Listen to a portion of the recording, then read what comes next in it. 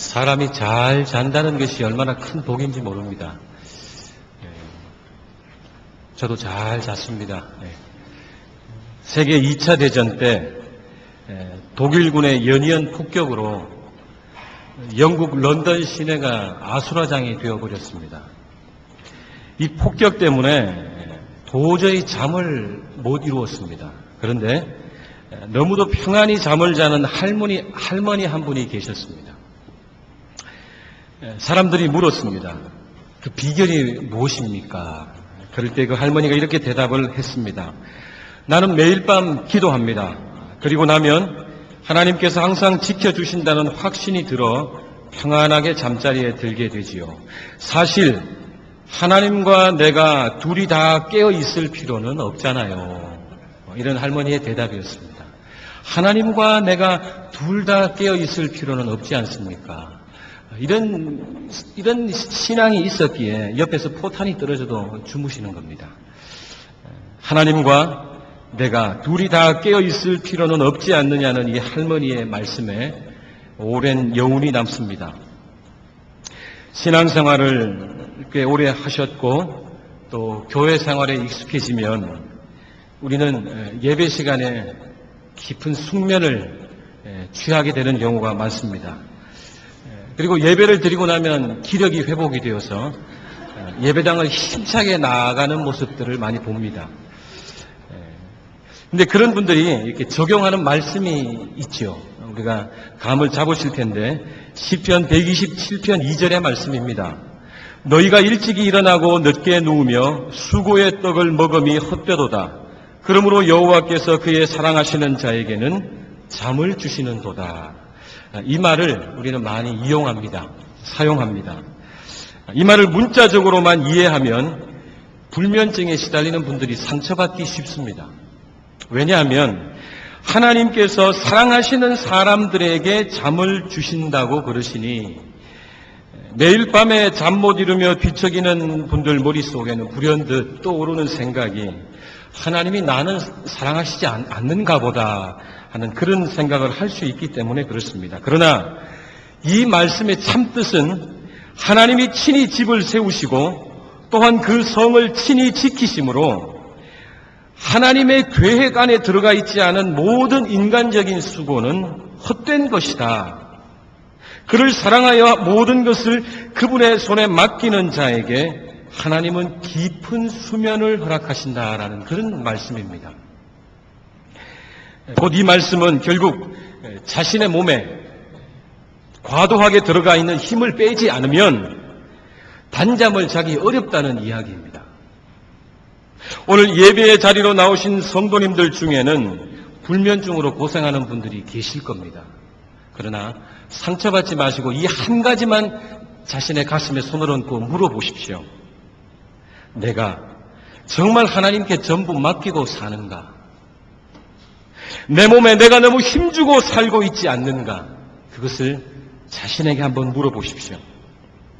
하나님을 정말 끝까지 신뢰하면 하나님이 단잠을 주신다는 이 약속이 저와 여러분에게 더 이상 정죄의 말씀이 아니라 성취가 되고 약속이 되고 열매가 되는 그런 말씀 되시기를 축원합니다. 요즘 우리가 큐티하고 있는 말씀이 사도행전입니다. 오늘 우리가 읽은 12장 전반부에는 헤롯 왕 이야기로 시작이 됩니다. 헤롯은 우리에게 익숙한 그 헤롯이 아닙니다. 우리가 잘 알고 있는 헤롯은 예수님이 태어나셨을 때 유아대 학살을 명령한 바로 그 헤롯이죠. 그러나 오늘 여기에 나오는 헤롯은 그 헤롯 대왕의 손자입니다. 아그리빠 1세라는 사람입니다. 그는 헤롯 가문의 전통을 이어받아서 역시나 하늘의 소리를 듣기보다는 이 땅의 소리에 귀를 기울인 그런 아주 교활한 정치인이었습니다. 이런 정치 감각을 가진 사람을 세상은 정치 구단이라 이렇게 말하지만 그러나 하나님의 입장에서 보면 참 어리석은 사람이죠. 12장 후반부에 이런 교활한 정치인이었던 헤롯의 마지막이 나옵니다. 그가 비참하게 마감을 하는 것을 우리는 확인합니다. 그 역시 아버지가 그랬듯이, 할아버지가 그랬듯이 이 헤롯은 유대인들의 환심을 사기 위해서 불철주야 노력한 사람이에요. 오늘 본문에는 바로 그 헤롯이 이 기독교인들을 박해함으로 자신의 정치적인 입지를 굳건히 하려고 하는 의도를 우리가 볼 수 있습니다. 당시 그리스도인들은 유대 사회에서 공공의 적이 되어버렸습니다. 그리스도인들이 같은 동족인 자신의 유대인들로부터 극심한 박해를 받으니 평소에 이 유대인들의 환심을 사기 위해서 노력했던 정치인들이야 오죽하겠습니까? 그 권력자들이야 오죽하겠습니까? 그래서 헤롯은 일단 교회 지도자들 중에 이 요한의 형제 야고보를 옥에 가두고 그를 빠른 시간 안에 참수를 했습니다. 그런데 이 반응이 생각했던 것 이상으로 좋았던 것입니다. 유대인들이 너무너무 좋아하는 것입니다. 3절에 바로 그 내용이 나오는데 대중들의 반응이 너무 좋다 보니 이 헤롯류의 인간들은 이런 거 그냥 지나치지 못하죠. 그리고 한 걸음 더 나아가게 되죠. 환심을 사는 일이라면 무엇을 못할까? 여러분, 주위에 우리가 살면서 정치적인 사람이다라는 그 말이 사실은 좀 긍정적인 말은 아니죠. 이 헤롯 같은 사람들, 사물 주위에서 일어나는 모든 일을 자기의 정치적인 무언가하고 연관시키려 하는 사람들, 바로 세상에서는 정치력이 좋다 그러지만 참 우리 믿는 사람들은 경계해야 되는 것이죠. 여러분, 일어나는 일들을 자신의 정치적 생명과 결부지어서 그렇게 피곤하게 사는 사람들, 바로 그런 사람들이 우리가 경계해야 되는 정치인의 어떤 그런 모습이죠. 모든 분들이 그렇다는 이야기는 아닙니다. 그래서 이참에 이 헤롯은 교회의 중심이었던 베드로마저 잡아서 죽이려고 한 것입니다. 그런데 마침 무교절이라 야고보처럼 당장의 사형 집행을 할 수는 없었습니다. 며칠을 기다려야만 했습니다. 성경을 보면 베드로가 며칠을 감옥에 있었는지는 정확히 모르지만 분명한 사실 한 가지는 이 유월절이 끝나는 바로 다음 날 그도 역시 참수당할 거라는 사실이었습니다. 사도행전을 쭉 보면 베드로의 이번 투옥은 세 번째입니다. 이미 두 번째 투옥되었을 때에 신비한 방법으로 탈옥한 경험이 있는지라 헤롯은 베드로 한 사람을 지키기 위해 무려 16명의 간수를 붙입니다. 6절을 보면 간수 2명은 옥문 안에 들어가서 베드로 좌우에 쇠사슬로 서로를 묶어서 옴짝달싹 못하게 만들었습니다. 그리고 나머지 2명은 옥문 밖에서 보초를 서고 있었습니다. 이 16명이라는 것은 당시 로마군의 근무 교대 시간이 3시간이었습니다. 우리나라는 지금 1시간인데 보초 서는 것이요. 3시간인데 2교대로 돌리는 것입니다. 그러니까 한 팀에 4명, 4팀이 나오니까 4, 4, 16이죠. 2교대로 3시간씩 돌아가는 거예요. 사도행전을 기록한 누가가 이 대목에서 말하려고 했던 것이 무엇이겠습니까? 옥에 갇힌 베드로의 상황이 탈출이나 이 구출을 엄두도 못 낼 만큼 삼엄했다는 것을 보여주는 것입니다. 철저하게 그가 감시당하고 있었다는 것을 말해주는 것입니다. 더구나 후에 베드로가 천사가 구해주자 이 모든 일들이 꿈에서 환상에서 일어난 일인 줄 알고 착각하는 것을 보면 언감생심 베드로는 자신의 구출에 대해서 기대조차 하지 않았던 것으로 보입니다.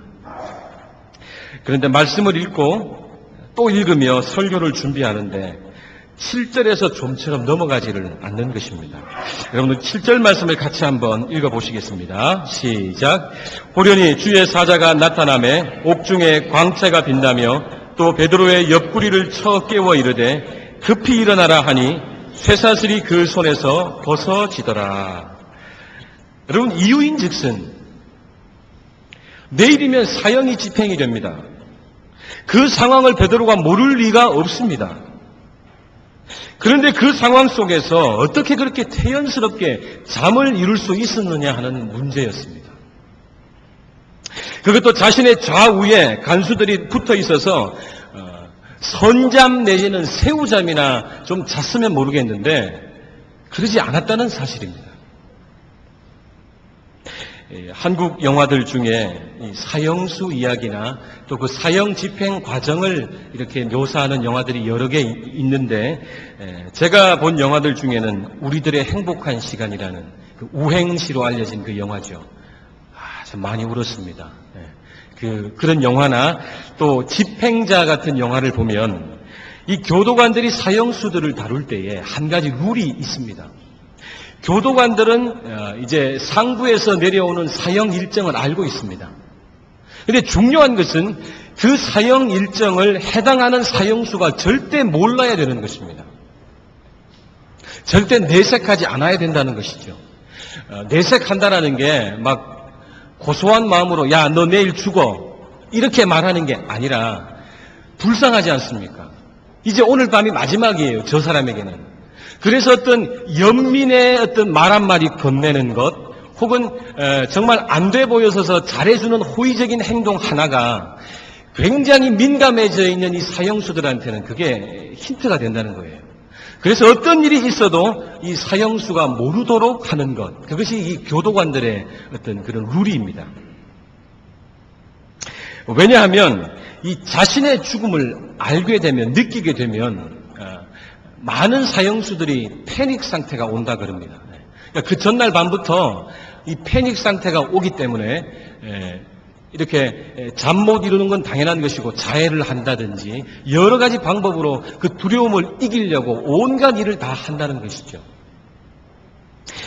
모든 사형수가 패닉 상태에 빠진다고 할 수는 없지만 죽음 앞에서 느끼는 이 공포감이 어찌 작은 것이겠습니까?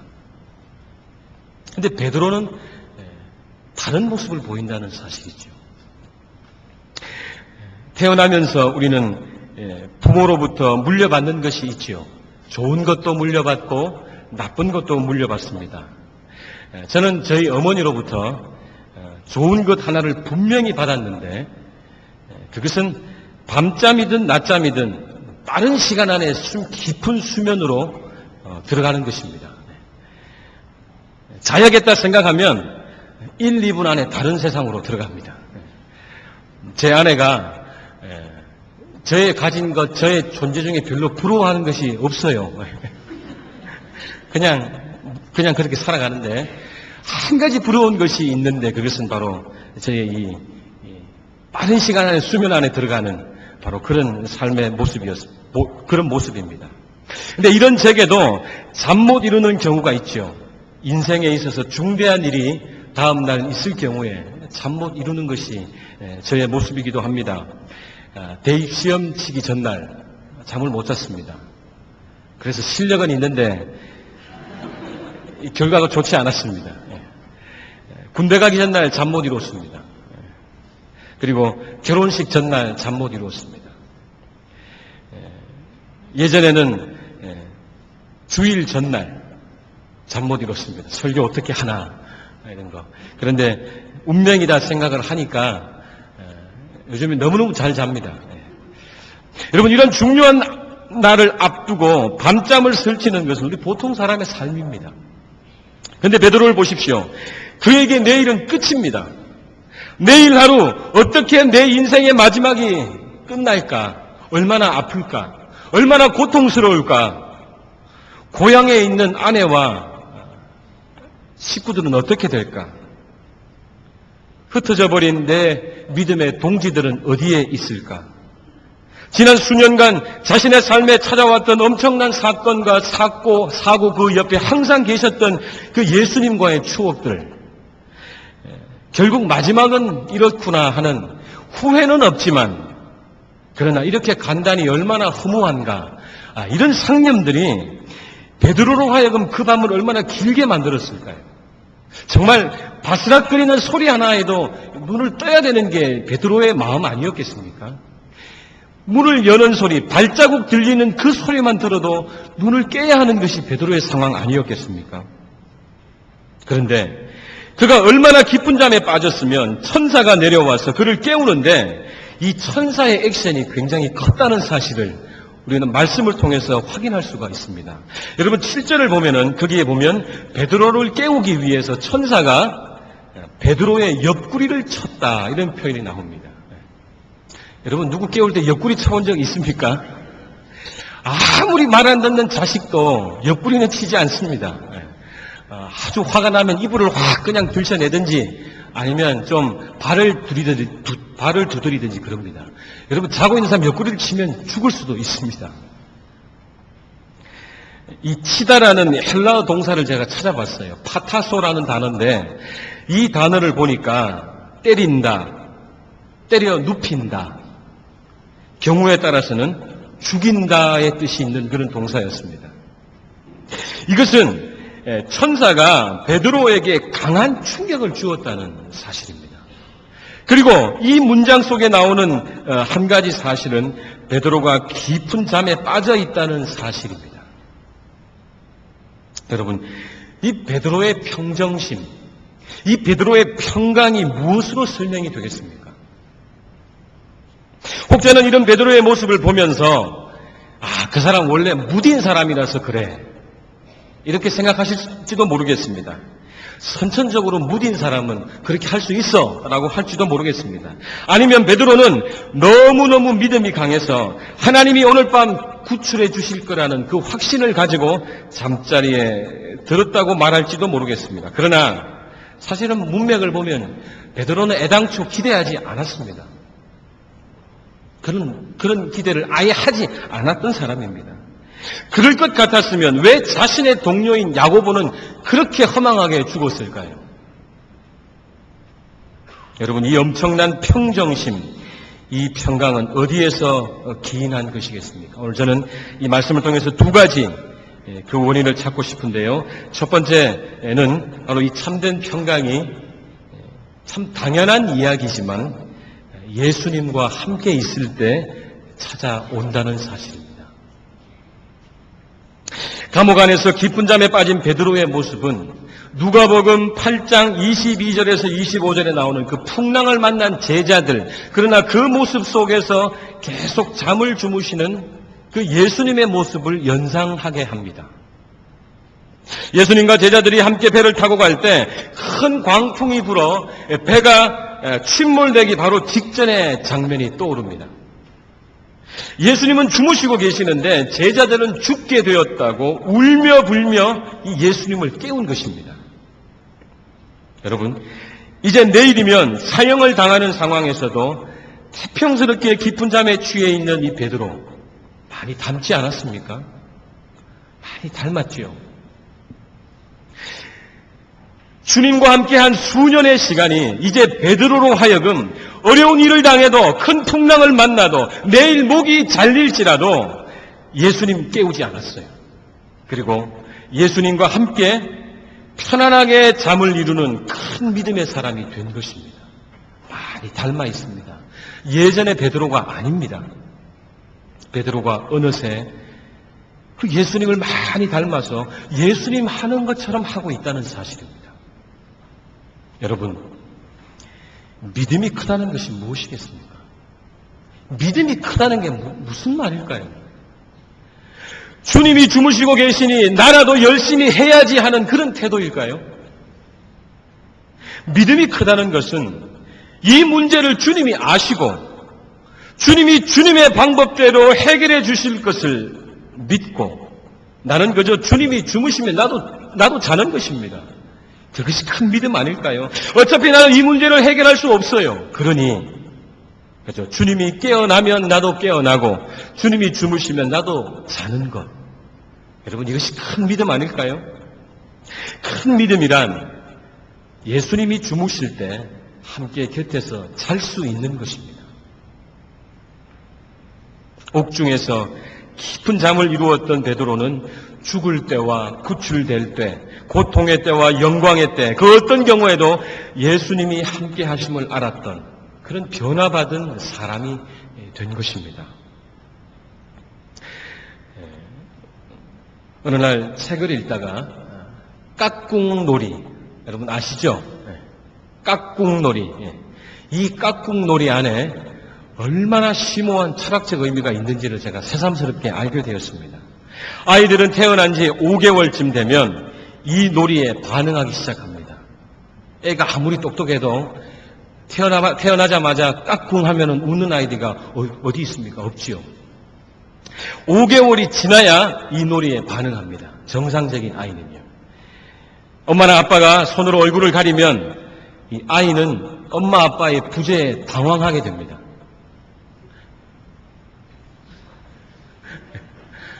까꿍놀이 안 해보셨습니까? 왜 이렇게 심각하십니까? 까꿍하면 이렇게 숨기죠. 그러면 아이는 엄마 아빠의 부재에 당황하게 된다는 사실입니다. 근데 이렇게 돼 있다가 까꿍하면서 얼굴을 보여줍니다. 그러면 낯익은 얼굴이 등장하고 아이는 긴장이 해소가 되고 아이는 웃음을 터뜨리게 되죠. 이게 까꿍놀이예요. 이 놀이를 통해 아이들은 이 사물의 영속성을 깨닫게 된다는 것입니다. 아기는 태어나서 몇 달 만에 보이지 않을 뿐 어딘가에 반드시 존재한다는 이 사실을 익히면서 세상의 이 외로움과 맞서는 훈련을 하게 되는 것입니다. 우리 어른들의 지혜가 여기에 있는 것이죠. 여러분, 우리 아이들에게 또 우리 손주들에게 이 까꿍놀이 많이 해주시기를 바랍니다. 왜냐하면 이것은 그 아이가 이 세상의 외로움과 맞서는 훈련이기 때문에 그렇습니다. 여러분, 영적으로 보십시오. 하나님은 우리에게 반드시 까꿍놀이를 제안하신다는 사실입니다. 하나님은 반드시 우리에게 삶의 고비 때마다 이 까꿍놀이를 먼저 제의해 오시는 분이시라는 사실입니다. 그러니 잊지 말아야 됩니다. 내 눈에 보이지 않을 뿐 주님은 내 옆에 반드시 항상 함께 하신다는 사실을 말입니다. 여러분, 큰 믿음은 나 혼자가 아니다라는 것을 계속 되뇌이는 사람이에요. 세상이 감당하지 못하는 큰 믿음은 이건 내 혼자 힘으로 할 수 없는 거야. 주님이 함께 하시는 거야. 이 주님의 현존하심을 끝까지 붙잡는 믿음입니다. 사랑하는 여러분, 하나님은 또 우리에게 이번 주간에 또 우리에게 하나님은 까꿍놀이를 먼저 걸어오실지도 모릅니다. 그럴 때 보이지 않지만 반드시 내 옆에 계시는 그분을 인식하고 사시는 저와 여러분의 삶이 되시기를 소원합니다. 두 번째입니다. 참된 평강은 예수님과 함께 있으면서도 그 결과까지도 예수님께 맡겨야 찾아온다는 것입니다. 단순히 주님 나와 함께 있다는 것으로 만족하지 않고 그 결과까지도 다 예수님께 맡길 때 참된 평강이 찾아온다는 사실입니다. 이 사도 베드로는 하나님이 보내신 천사의 도움으로 극적으로 살아났습니다. 그러나 야고보는 헤롯의 칼에 죽임을 당하였습니다. 죽은 사람이 있는가 하면 죽음에서 구출된 사람이 있다는 것입니다. 베드로와 야고보는 같은 사도요, 같은 예루살렘 교회 지도자들이었고 둘 다 예수님의 사랑받는 제자들이었습니다. 그런데 하나는 감옥에서 살아나왔고 하나는 감옥에서 죽어 나왔습니다. 왜 이렇게 되었는지 우리는 알 수 없습니다. 성경을 계속 보십시오. 그 이유를 알 수 있는가요? 알 수 없어요. 그런데 누가 가르쳐주지 않아도 우리 마음에는 우리 모두는 구출되는 베드로에게 은혜를 받고 죽은 야고보에게서는 먼지를 떨어내고픈 마음이 있게 되는 것이죠. 주님이 왜 어떤 종은 빨리 데려가시고 왜 어떤 종은 오래 남겨두시는지 그렇게 하시는 기준이 어디 있는지 우리 알 수 없어요. 이 문제를 오래 묵상하면 묵상할수록 우리는 절대 주님과 함께 깊은 잠을 잘 수 없다는 것입니다. 누구에게나 이런 마음 들어요. 하나님 왜 누구는 빨리 데려가시고 왜 누구는 이렇게 늦게 데려가십니까? 알 수 없어요. 그러나 이것을 너무 묵상을 오래 하면 우리가 주님과 함께 평강을 누리지 못한다는 사실입니다. 여러분, 반만 믿는 것은 정확히 말해서 불신입니다. 반신반의한다는 것은 믿지 않는 것입니다. 처음부터 끝까지 믿는 것이 믿는 것입니다. 우리의 실존적인 고민이 바로 이것이죠. 결과까지 맡기지 않기 때문에 이런 평강을 누리지 못하고 사는 우리의 삶이 얼마나 많습니까? 그래서 불안한 것입니다. 반만 믿으니까 더 불안한 것입니다. 세상 사람들은요, 어떤 면에서 우리보다 불안해하지 않아요. 다 안 믿으니까요. 그러나 우리는 반만 믿는단 말이에요. 그러니까 더 불안한 것입니다. 아시는 바와 같이 야고보는 12사도 가운데 최초로 순교자가 되는 영광을 누린 사람입니다. 그런데 이 야고보에 대해서 한 가지 생각나는 대목이 있습니다. 마태복음 20장에서 세베대의 두 아들, 곧 요한과 야고보죠. 이 두 형제가 예수님이 마셔야 되는 십자가의 잔을 자기들도 마실 수 있다고 장담하면서 그들이 청탁한 내용이 무엇입니까? 주님 좌우편에 우리들을 앉게 해달라는 거였어요. 근데 참 신기한 것은 그대로 되었다는 것입니다. 야고보는 사도들 중에 첫 순교자가 되므로 자기가 말한 대로 되었습니다. 그리고 동시에 똑같은 말을 했고 들었던 요한은 사도들 중에 제일 오래 삽니다. 최장수를 하게 되죠. 주님의 십자가 잔을 가장 오랜 기간 마신 사람이 되었습니다. 여러분, 주를 위해 일찍 죽는 것이나 주를 위해 긴 세월을 살면서 십자가를 지는 일이나 모두가 주님의 잔을 마시는 일입니다. 이 사실에 토를 달 이유가 우리에게는 없습니다. 부활하신 주님이 베드로의 죽음에 대해서 예언하실 때 요한복음 21장에 베드로 역시 참 사람은 똑같습니다. 2000년 전이나 지금이나. 그에게 궁금한 게 뭐예요? 자신의 마지막은 그러면 알겠는데 저 요한은 어떻게 됩니까? 물어본 거예요. 그렇게 묻는 베드로에게 주님의 대답이 무엇입니까? 그 문제가 너와 무슨 상관이냐? 너는 너의 길을 가라. 그는 그의 길을 걸어갈 것이다 말씀하십니다. 여러분, 우리가 굳게 붙잡아야 할 것은 하나님께서는 모든 것을 합력하여 선을 이루시는 분이심을 과거와 현재와 미래에서까지 인정하는 것입니다. 옥중에 있던 베드로는 결과까지도 예수님께 맡겼을 때 이 자신의 능력을 벗어난 문제 앞에서 참 평강을 누릴 수가 있었습니다. 여러분, 참된 평강은 예상 결과를 내가 쥐고 있을 때 절대로 찾아오지 않습니다. 그것을 잊지 마십시오. 저는 1:1 양육자 훈련을 하면서 늘 빠지지 않고 드리는 그런 나눔의 내용이 무엇인가 하면 기도할 때 객관식으로 하지 말라는 거예요. 여러분, 우리는 객관식의 천재들이에요. 우리가 그렇게 교육받고 자라서 그런지는 모르겠지만 기도하는 순간조차도 우리는 객관식을 좋아합니다. 1번 아니면 2번. 양심이 없는 사람들이죠. 자기가 이것 아니면 저것이라는 그걸 다 정해놓고 하나님께 기도해요. 좀 양심이 있으면 사지선다, 오지선다까지 갈지도 모르겠습니다. 그러나 여러분, 우리의 기도 생활은 처음부터 끝까지 객관식이 아닙니다. 주관식입니다. 철저하게 주관식입니다. 내 아픈 것, 내 힘든 것, 내가 하나님 앞에 신음하며 부르짖는 기도 다 좋아요. 그러나 그 응답은 우리의 객관식 문항 중에 하나가 아니라 하나님만이 아시고 하나님이 주관식으로 응답해 주신다는 사실이에요. 이것을 알 때 참 평강이 기도 후에 찾아옵니다.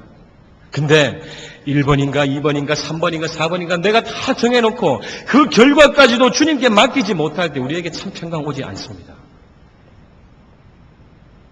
여러분, 주관식 답을 기대하며 주님의 주님 되심을 인정하시기를 바랍니다. 그것이 성숙으로 가는 지름길이에요.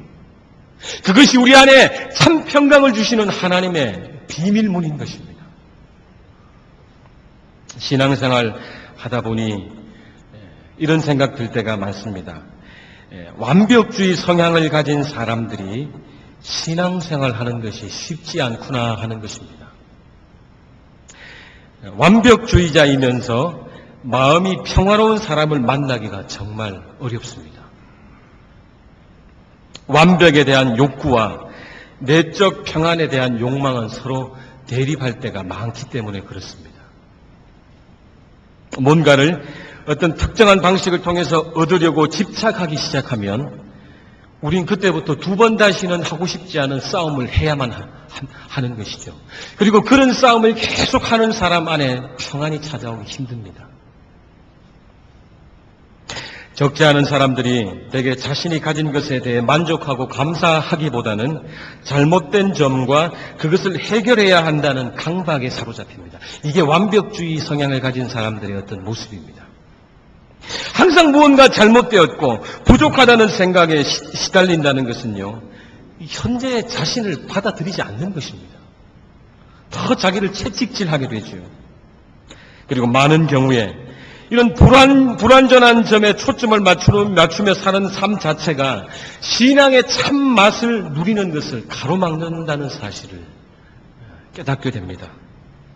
여러분, 이거 누군가의 이야기가 아니라 바로 저의 이야기입니다. 불완전한 상태에 만족하라는 것은 어떤 일에 최선을 다하지 말라는 이야기가 절대로 아닙니다. 최선을 다하되 그 결과는 주님께 맡기는 것을 말합니다. 여러분, 우리에게는 빈 공간이 필요합니다. 하나님이 마무리해 놓을 공간이 필요하다는 거예요. 완벽주의 성향을 가진 사람들은 신앙생활을 하면서조차도 그 빈 공간을 용납하지 못해요. 여러분, 삶의 잘못된 점에 지나치게 집착하고 그것에만 초점을 맞추면 정작 인생에서 즐길 수 있는 것들을 무수히 놓치게 됩니다. 분명한 것은 항상 더 좋은 방법이 있을 것입니다. 내가 했던 것보다. 그러나 그것보다 더 중요한 것은 지금 내가 주어진 현실에서 주님과 더불어 즐길 줄 아는 것이고 주님과 더불어 만족하며 사는 것입니다. 삶의 모든 부분에서 완벽해지고자 하는 욕심을 내려놓는 순간에 역설적인 신앙의 사건이 일어납니다. 그게 무엇인가 하면 오히려 현재의 불완전한 삶 속에서 완벽함을 경험한다는 것입니다. 완벽해지고자 하는 욕심을 내려놓는 순간에 오히려 현재의 삶 자체에서 완벽함을 발견하는 것. 그것이 그리스도인들이 누리는 복이고 그것이 우리 신앙인들이 하나님께로부터 받는 선물인 것이죠. 비틀즈의 창립 멤버인 이 존 레논, 여러분 다 아시는 분이죠. 천재적인 사람이었죠. 그가 이런 말을 했습니다. 인생이란 우리가 어떤 계획을 세우는 사이에 그것과 다른 일이 일어나는 것이다. 이런 말을 하고, 유언은 아니지만 그가 이런 말을 살아생전에 했었습니다. 저는 좀 한 가지 아쉬운 것이 이 외국 사람들은 이런 인터뷰를 하거나 한마디 던질 때 참 철학적이면서도 심오한 말을 던지는데 이 우리나라 사람들은 참 이게 약해요. 제가 이제 야구를 좋아해서 메이저리거 그런 사람들의 경기를 보면서 이런 그들의 인터뷰를 들어보면 은혜가 됩니다. 야, 참 고민하고 사는구나. 그런데 우리나라 운동선수들 인터뷰를 들어보면 똑같아요. 팀이 이겼으니까 제일 좋습니다. 혹은 최선을 다했습니다. 뭐 이런 어떤 같은 말, 같은 뉘앙스이지만 철학이 담겨 있는 말을 그네들은 하는데 우리들은 잘 하지 못해요. 여러분, 이 존 레논이 한 말을 한번 기억해 보십시오. 인생이란 우리가 어떤 계획을 세우는 사이에 그것과 다른 일이 일어나는 것이다. 우리는 우리 나름의 어떤 계획을 세우느라고 바쁜 사이에 아이들은 성장해 버립니다. 그리고 사랑하는 사람들은 다른 곳으로 떠나거나 죽음을 맞이하게 됩니다. 그리고 그렇게 우리의 몸은 병들고 늙고 미래에 대한 꿈은 덧없이 사라지게 됩니다. 그리고 후회하는 것이 우리 인생이지요. 여러분, 많은 사람들이 미래에 일어날 어떤 순간을 준비하며 오늘 현실을 리허설 하듯이 살아간다는 거예요. 이것은 비극입니다. 미래의 어느 날은 오늘보다 나아질 거라고 생각하며 현재의 만족과 행복 그리고 현재 감사할 줄 알고 찬양할 줄 아는 그 일을 뒤로 미룬다는 사실입니다. 우리는 계속해서 더 나은 미래를 기대하고 살지만 불행히도 여러분, 그런 미래는 결코 찾아오지 않을 것입니다. 인생은 그런 것이 아니기 때문에 그렇습니다. 인생은 하루하루가 리허설이 아니라 생방송이라는 사실입니다. 그러니 지금 현재에 감사하고 만족하며 이 모든 상황을 허락하신 주님께 맡기고 살아가는 것이 현명한 것 아니겠습니까? 우리가 그렇게 살아갈 때 참된 평강이 우리 안에 샘솟을 것입니다. 사랑하는 성도 여러분, 오늘도 이 자리에는 깊은 잠을 주무시지 못하는 분들이 계실 것입니다. 수면제나 다른 도움을 의지해서 잠은 그런 대로 해결하지만 늘 불안과 염려 속에서 최악의 경우만 묵상하면서 고난 삶을 살아가는 분도 계실 것입니다. 내일은 더 나아질 거야 라는 거짓말에 넘어가서 오늘 현실에 만족하지 못하고 즐길 줄 모르고 강박적으로 자신을 내모는 인생이 있을 것입니다. 싱가포르 얼마나 바쁜 삶입니까? 저는 우리 남자 집사님들 그런 살아가는 모습을 보면서 도전도 되지만 참 염려스러울 때가 많습니다. 그렇게 어떤 계획들을 세우느라고 벌써 아이들은 다 커버리고 청장 내가 섬겨야 되고 내가 사랑 베풀어야 될 사랑하는 사람들은 다 떠나는데 그 나의 계획이 무슨 소용이란 말씀입니까? 하나님께 기도하십시오. 하나님, 내 몸에 힘을 빼게 하옵소서. 내 삶에 주님의 현존함을 매일 느낄 뿐 아니라 전부를 맡기는 내 인생 되게 해달라고 기도하십시오. 그리고 나를 주님 앞에 자꾸 무장하게끔 하는 안전장치를 걸어두게끔 하는 그 모든 것들로부터 나를 구원하여 주옵소서. 그리고 나를 주님 앞에서 완전히 해제하고 주님과 만나게 하옵소서. 여러분, 그런 기도를 드리십시오. 그래서 은혜로 사는 것이 무엇인지를 보게 해달라고 기도하십시오. 이것이 신앙의 역설이에요. 더 붙잡아야 더 풍성하게 살 것 같지만 더 내려놓고 더 손을 놓아야 우리 안에 완전함이 깃든다는 것입니다. 말씀을 맺겠습니다. 큰 슬픔 중에 있을 때, 감당할 수 없는 어려움에 있을 때 우리 어르신들이 우리에게 하시는 말씀을 생각해 보십시오. 그게 무엇입니까? 한숨 푹 자라. 그러면 좀 나아질 거야 라는 우리 어른들의 말씀을 한번 떠올려 보십시오.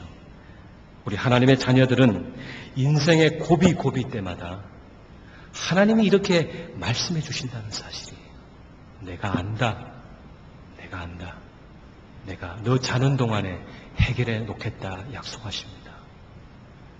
사랑하는 여러분, 여러분 안에 이 평강을 회복하십시오. 그리고 누리고 살아가십시오.